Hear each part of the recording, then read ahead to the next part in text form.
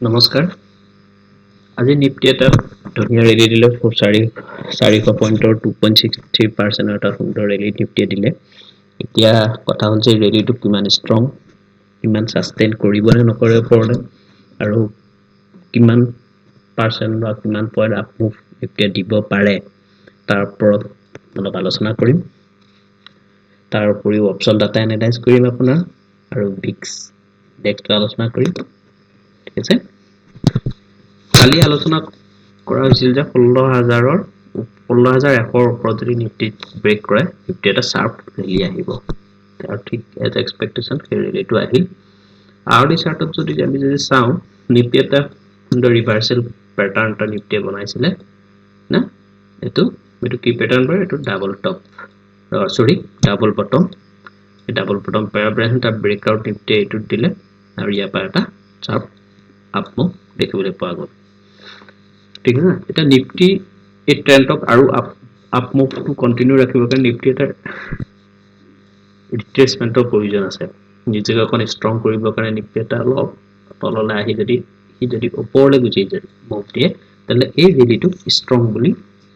ক'ব পাৰি কিন্তু আজি এই ৰেলীটো ইমানটা তাত 400 পইণ্ট দিলেও আপোনাৰ তাৰ মোমেন্টামটো নিফটি লাহে লাহে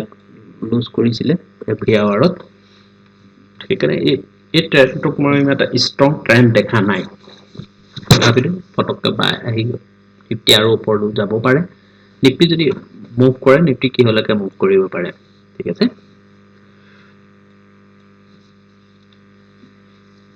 ফিবোনাচি ৰিট্ৰেসমেন্ট লেভেলৰ থ্ৰেডি চাম যে নিফটি নেক্সট ৰেজিস্ট্যান্স আছে নিফটি 16364 মানে 400 প্লাস মাইনাস 20 পইণ্ট 400 লৈকে এই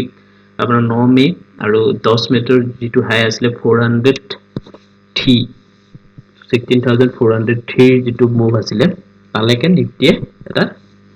ইমিডিয়েট ৰেজিস্ট্যান্স হিচাপে এক্ট কৰিব পাৰে আৰু যদি হে নিফটি 400 ৰ পৰা খুব ডাউন ট্ৰেন্ডত দেখুৱাই তেলে সেই ডাউন ট্ৰেন্ডটো বহুত ষ্ট্ৰং ডাউন ট্ৰেন্ড হ'ব মানে এটো যদি দেখুৱাই যদি এটা ষ্ট্ৰং এনেকা আহিব পাৰে নহলে নিফটি ইয়াৰ পৰা আকৌ এটো মুভ কৰি এই আপোনাৰ হেৰিটো লৈকে নিফটি ট্ৰেন্ড লাইন ডাললৈকে নিফটি এই ট্ৰেন্ড লাইনডাল টেষ্ট কৰিবৰ কাৰণে নিফটি মুভ কৰিব পাৰে তাৰ সেই ট্ৰেন্ড লাইনডাল পোৱাৰ আগতে নিফটি কিবাটা হাৰ্ডেল আছে এটা হল 16400 ওপৰত যদি নিফটি যদি ক্লোজ ললে বা ট্ৰেড কৰিলে ওপৰত তেলে নিফটি গ্যাপ ফিল আপ কৰিবলৈ যাব পাৰে 16600 এই 250 পইণ্টৰ 250 পইণ্টৰ গ্যাপটো ফিল আপ কৰিবলৈ নিফটি মুভ কৰিব পাৰে ঠিক আছে আজি এই ৰেলীটো যে দিলে এই ৰেলীটোৰ ভিতৰত থকা ইনসাইট কিছু কথা আমি আপোনাক কম ঠিক আছে ইন্ডিয়া ভিক্স দেখিলে আৰ্লি চাৰ্টত মই চাই আপোনাক দেখাই আছো আৰ্লি চাৰ্টত ইন্ডিয়া ভিক্স নিফটি চাপ এটা ফল দিলে ফল দি এগেইন আকৌ ওপৰ লেভেলত গৈ ইন্ডিয়া ভিক্স ট্ৰেড কৰি আছে আপুনি যদি ডেইলি চাৰ্টত চাবলৈ যায় ইন্ডিয়া ভিক্স ট্ৰেড কৰি আছে এটো জনা যায় যে ইন্ডিয়া ভিক্স যেতিয়া ওপৰত ট্ৰেড কৰি থাকিব তেতিয়া নিফটি ভলাটিলিটি বেছি থাকিব আৰু এটা পেনিক সিচুৱেচন এটা থাকে আৰু যেতিয়া মাৰ্কেটত পেনিক সিচুৱেচন থাকে তেতিয়াই এটা মাৰ্কেট নিফটি তললৈ আহে ঠিক আছে এখানে ভিক্সৰ ফিলৰ পৰা যদি চাব যায় যদি ভিক্স যদি আহি যদি ইমান মানত যদি ক্লোজ ললে হয় তেতিয়া এই ৰেলীটো অলপ মুভ এটা আহা ষ্ট্ৰং বুলি ভাবিব পাৰি কিন্তু যেটো ভিক্সটো তলৰ পৰা ৰিজেক্ট মাৰিলে ভিক্সৰ ভলাটিলিটি ইনডেক্সে এতিয়াও নিফটিত ভলাটিলিটি ইনটেক্ট আছে যত ভলাটিলিটি যত যেটা পেনিক থাকিব মাৰ্কেটত যেটা পেনিক থাকে তেতিয়া মাৰ্কেটত ভলাটিলিটি থাকে যদি আপুনি 7% ডাউন দেখাইছে কিন্তু চাৰ্টটো ভিক্সৰ যেটা আপুনি চাৰ্টখন চাব দেখিব যে ভিক্সৰ তলৰ পৰা ৰিজেকচন দিছে আৰু কন্টিনিউয়াস তলৰ পৰা ৰিজেকচন আপুনি এই ৰিজেকচনটো দেখিছে এটো আছিল আপোনাৰ কিমান 21 এপ্ৰিল 2022 ঠিক আছে ইয়াৰ পৰা ৰিজেকচন আহিছিল 21 এপ্ৰিল 2022 আমি এটা চাৰ্টত চাওঁচোন 21 এপ্ৰিল 2022 ত নিফটি কি হৈছিল 21 এপ্ৰিল 2022 ত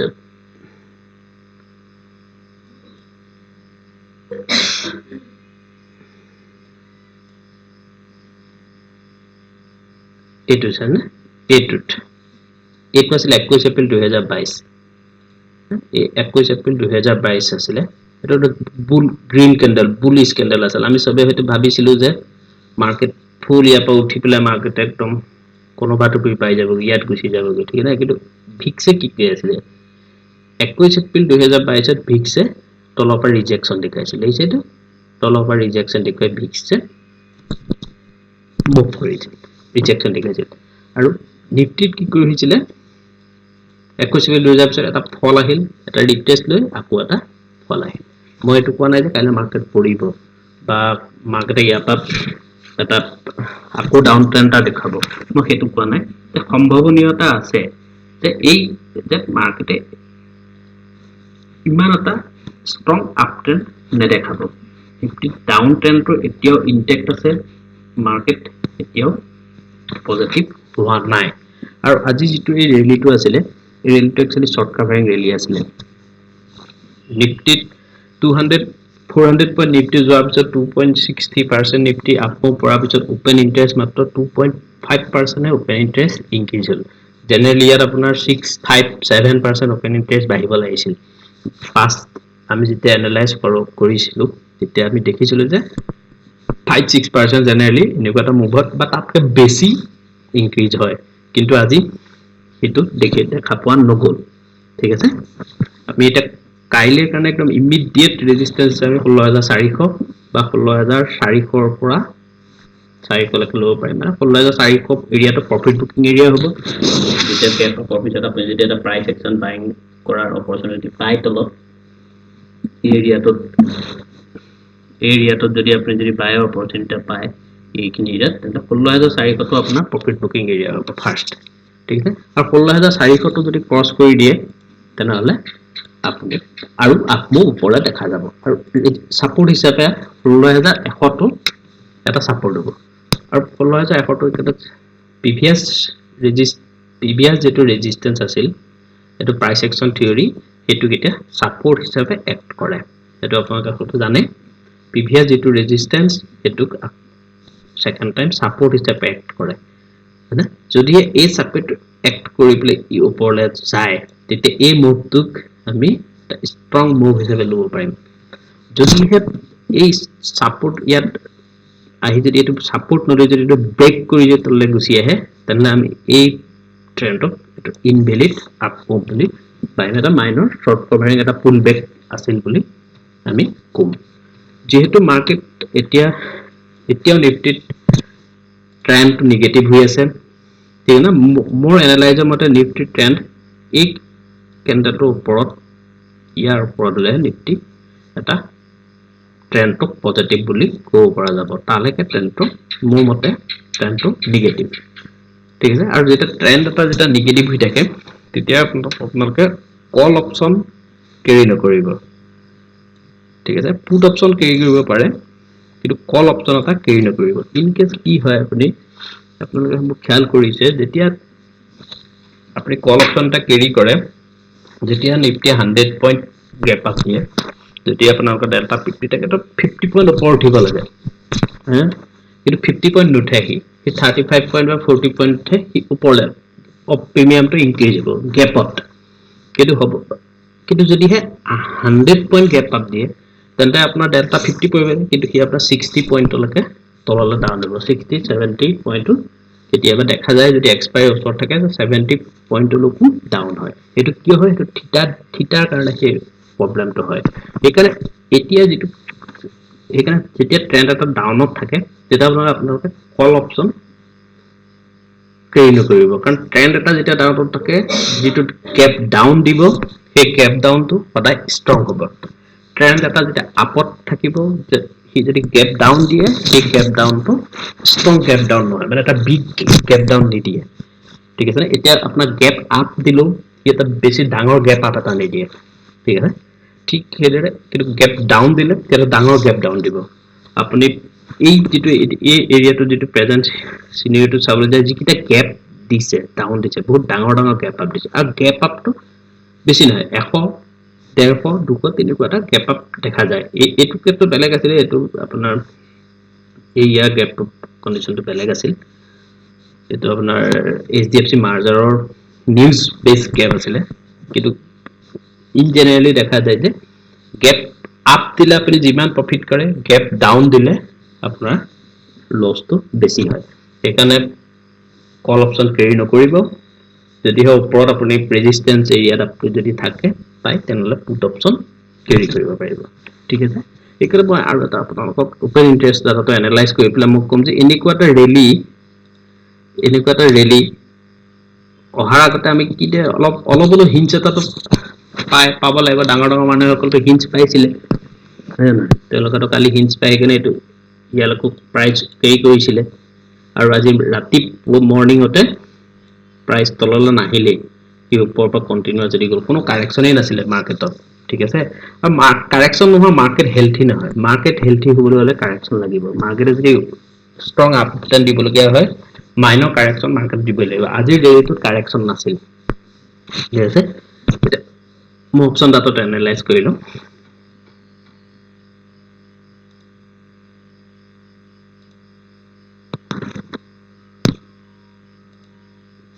আজি অপচন ডাটাটোত হাইয়েষ্ট পুট ইন্টাৰেষ্ট আছে 16006 মিলিয়ন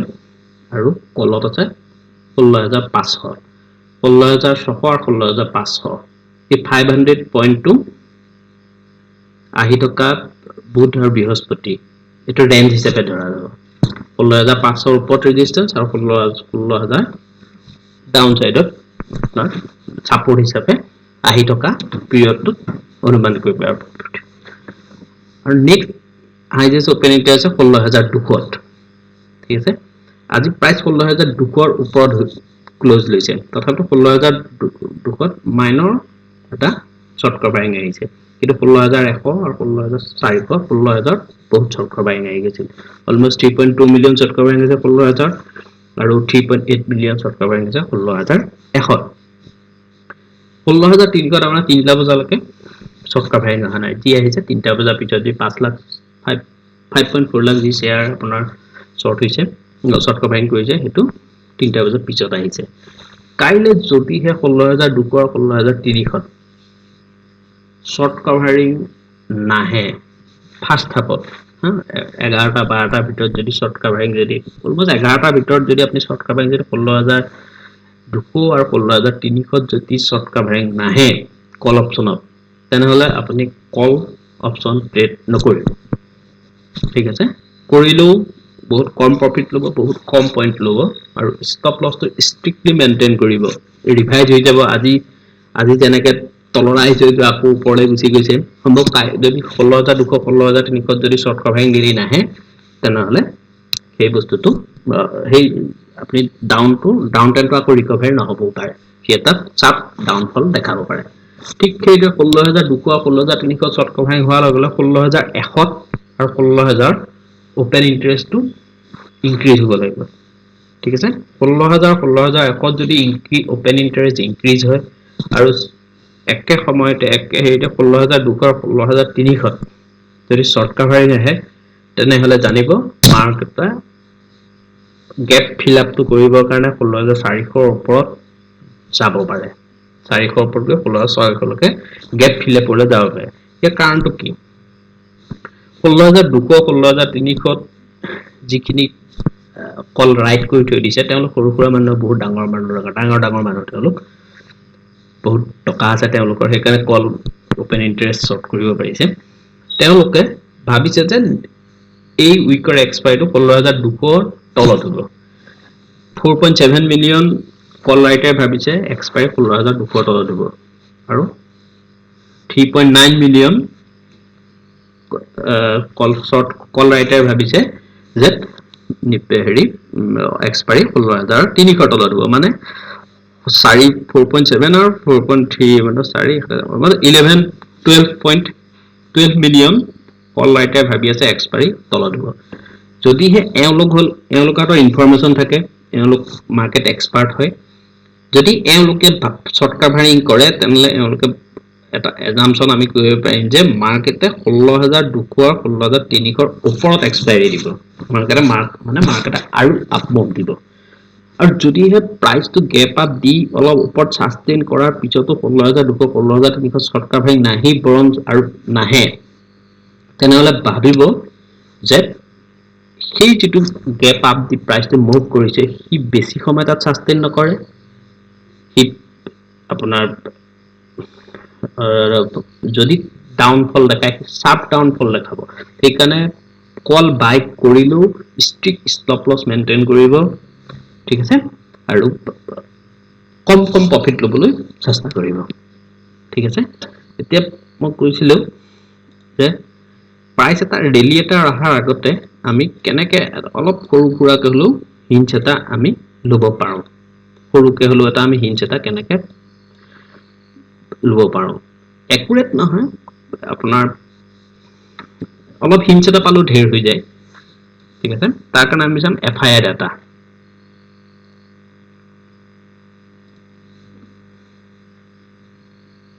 ঠিক আছে FII এটো 17 মে টো বাদ দিয়ক 13 আৰু 16 মে 13 মে FII আপুনি FII কেশ পজিশনটো নাচাব হা FII কেশ পজিশনত আপোনাৰ প্ৰফিট বুক কৰে তেওঁলোকে যি হোল্ডিং ষ্টক আছে সেইখিনি বুক কৰে কেশ পজিশনত আৰু FII ফিউচাৰত আপোনাৰ অপচন শৰ্ট কৰে হেজ কৰে এই যে তেওঁলোকৰ পৰ্টফলিওটো ডাউন হৈ আছে প্ৰাইসটো পৰি থাকিলে তেওঁলোকে এটো হেজ কৰিবলৈ তেওঁলোকে শৰ্ট কৰে তেওঁলোকে একচুয়ালি প্ৰফিট কৰিবলৈ ম্যাক্সিমাম ডাঙৰ মানুহসকলে প্ৰফিট কৰিবলৈ আপোনাৰ মই যেনেকে পুট অপচন কল অপচন নিফটি শৰ্ট কৰো বাই কৰো প্ৰফিট কৰিবলৈ তেওঁলোকে প্ৰফিট কৰিবলৈ নকৰে তেওঁলোকে হেজ কৰিবলৈ কৰে ঠিক আছে যাতে হেতৰ তেওঁলোকৰ পৰ্টফলিওটো মেইনটেইন হৈ থাকে তেওঁলোকৰ বেলেন্স शीटটো মেইনটেইন হৈ থাকে কাৰণে হেজ কৰিবলৈ কৰে যেতিয়া 13 আৰু 13 মে 16 মে কি হৈছিল 2800 কোটি টকাৰ বাই কৰিছিল বা শৰ্ট কভাৰিং কৰিছিল যি নকক পজিটিভত আছিল 13 মে দিনাখন নিফটিত কি হৈছিল 13 মে দিনাখন নিফটি ফুল ডাউন আছিল যদিহে নিফটিত ইয়াত তললৈ আহিব লাগিছিল তেনেহলে FII বাই নকৰিলে কাৰণ FII আমাতকে বহুত জানে তেওঁলোকৰ পইচা ধৰি আছে হেতৰ নলেজ ধেৰ আছে ইনফৰমেশন ধেৰ আছে তেওঁলোকৰ হাতত কি হ'ব কি নহয় যুদ্ধ হ'ব নহয় সব তেওঁলোকে জানে ঠিক আছে 13 মে দিনাখন 2860 কোটি টকা তেওঁলোকে শৰ্ট কভাৰিং কৰিলে বা বাই কৰিলে কিন্তু মাৰ্কেট দেখিছে একদম প্ৰিভিয়াস যে লো তলত গৈ মাৰ্কেট ক্লোজ হল আমি সবে ভাবি লৈছিলো মাৰ্কেট ইয়াৰ পৰা পুৰা ফল ইয়ালৈকে আহিব কিন্তু এই ডাটাটো মতে something कुछ गड़बड़ है दया कुछ गड़बड़ है ठीक है तो नेक्स्ट डे तो की হল नेक्स्ट डे এটা ইনডিসিশন ক্যান্ডেল হল প্রাইস তললৈ আহিল তলৰ পৰা আকৌ ওপৰলৈ গল ওপৰৰ পৰা আকৌ তললৈ আহি য'ত ওপেন হৈছিল তাতে ক্লোজ হল কিন্তু FII কি কৰিলে FII 980 কোটি টকা বাই কৰিলে कुछ तो गड़बड़ है মিলা নাই বস্তুটো কাৰণ FII মাৰ্কেটটো একদম ফুল ডাউন দেখাই আছে তথাপিতো FII কিয় শৰ্ট কভাৰিং কৰিছে বা FII কিয় বাই কৰিছে তাৰ কথা হল যে এটা সাপ মুভ এটা মাৰ্কেটত আহিব পাৰে হয় তেওঁলোকে যদি বাই কৰিছে ওপৰলৈ যাব পাৰে শৰ্ট কভাৰিং কৰিছে কাৰণ তেওঁলোকে জানিছে যে ইয়াৰ পৰা এটা ৰেলি ল'ব পাৰে বা তেওঁলোকে ৰেলি ল'ব বা যি হওক এক্সৱাইজেড ভিতৰত কিবা আছে চাগে ৰেলি ল'ব পাৰে সেই সাপ ৰেলিটো আছে এনেকুৱা যেতিয়া আপুনি ফিউচাৰ আপুনি কাইলৈৰ পৰা চাব যদি এনেকুৱা এটা সিচুৱেচন যদি আপুনি দেখে মই আকৌ কৈছো কেশ প্ৰাইসটো ওপৰত ডিপেন্ড নকৰিব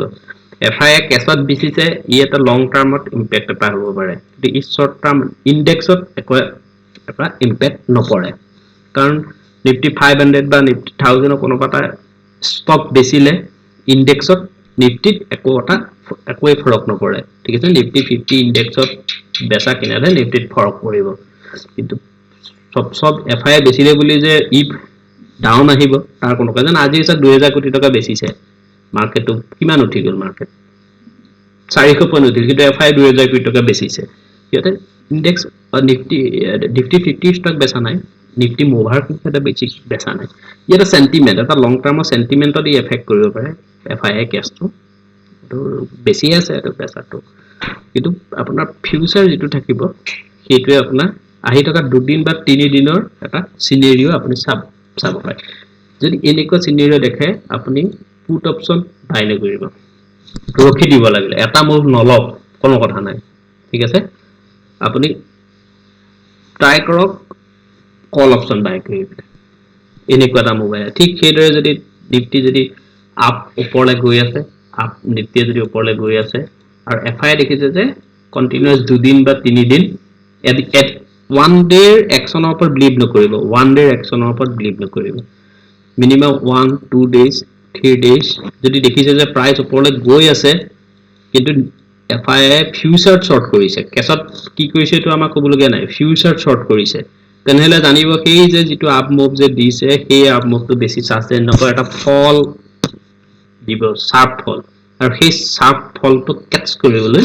চেষ্টা কৰিব ঠিক আছে এইকন আৰু এটা কথা এনেকুৱা সিন এটা দেখিলে FII তেনেকুৱা পজিশন দেখিলে এটা শাৰ্প ৰেলি হোৱা শৰ্ট কাভাৰিং লেয়াৰ আপুনি পাঁচটা ষ্টকত ফোকাস কৰিব পাঁচটা ষ্টকত ট্ৰেড কৰিবলৈ চাব এই পাঁচটা ষ্টক হল Info Reliance ICICI bank HDFC এই নিফটি এটা বিগ মুভ দিবলগীয়া হলে এই ষ্টক কিটা ৰেলি ল'বই লাগিব যেনে আজি ইনফোসিসৰ almost 2% Reliance 4% ICICI bank 4% almost 4% HDFC বেছি নাই হোৱা বেংক বেছি নাই HDFC বেংক তো লিষ্ট পৰা হটাই দিব লাগে আপুনি তথাপিও পাঁচটা কৈছো আগতে আছিল মোৰ ওয়াচ লিষ্ট ঠিক আছে তাত কাভি HDFC বেংক মানে TCS লৈ ল'ব পাৰিম ঠিক না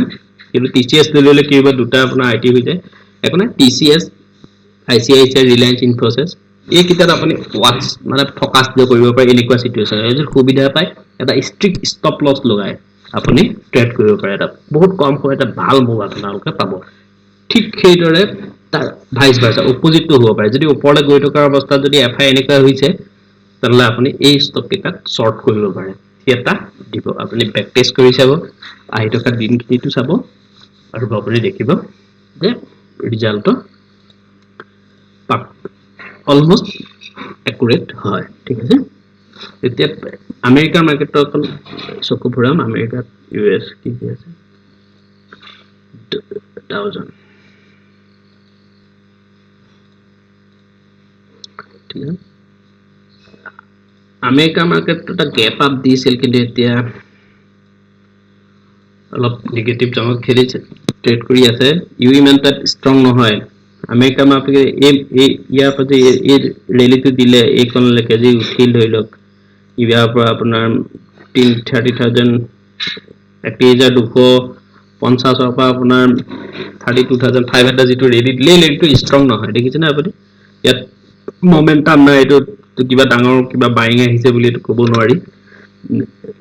ডাউজনে ষ্ট্ৰং ৰেলী দিবলগীয়া হলে এই ট্ৰেড লাইন ডালৰ ওপৰত ক্লোজ দিব লাগিব তাৰ পিছত ইয়ালৈকে যোৱাৰ সম্ভাৱনা আছে S&P 500 ৰো এইটোৰ ওপৰত ক্লোজ দিব লাগিব তেতিয়া ইয়ালৈকে যোৱাৰ সম্ভাৱনা আছে এতিয়া ডাউজন S&P 500 দুইটাই আমি নেগেটিভ জনতে ৰাখিছো ট্ৰেন্ড এতিয়াও নেগেটিভ আমাৰ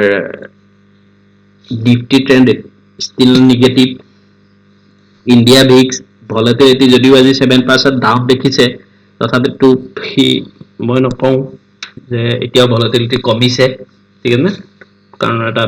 ৰিজেকশন এটা আহিছে বুঝছেন না ভলাটিলিটি কমাটো কিয় বুজাব এনেকুৱা টাইপৰ যদি হয় এনেকুৱা দিছে না পুৰা ডাল তলত ক্লোজ হৈছে হয়নে এনেকুৱা ক্যান্ডেল তেতিয়া অনুমানটা কৰিব পাৰে ভলাটিলিটি আহিছে তেনে এডাল ৰিজেকশন ক্যান্ডেল দেখুৱাইছে এটা ঠিক আছে না এটা কি তাৰিখ আছিল এটো 21 এপ্ৰিল 2022 21 এপ্ৰিল 2022 ৰ এটা ৰিজেকশন ক্যান্ডেল দেখাইছে আমি চাৰ্টত নিফটি চাৰ্টত চামচোন 21 এপ্ৰিল 2022 ত কি হৈছিল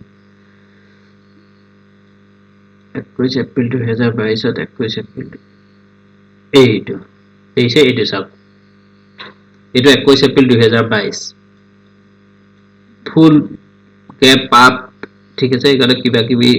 প্যাটার্ন অলপ বনিছে গেপ আপ দিছে না অলমোস্ট ডে হাই উপর গৈ ক্লোজ ললে ঠিক আছে না কিন্তু নেক্সট ডে গ্যাপ ডাউন দিলে নেটো হই এটো ফল বা দিলে বুঝেছে ঠিক সেম ভিক্স তো তলৰ পৰা ইনডেক্স হৈছে এটো আমি দেখিছিলো এটা জায়গা 5% 6% এটা ভলাটিলিটি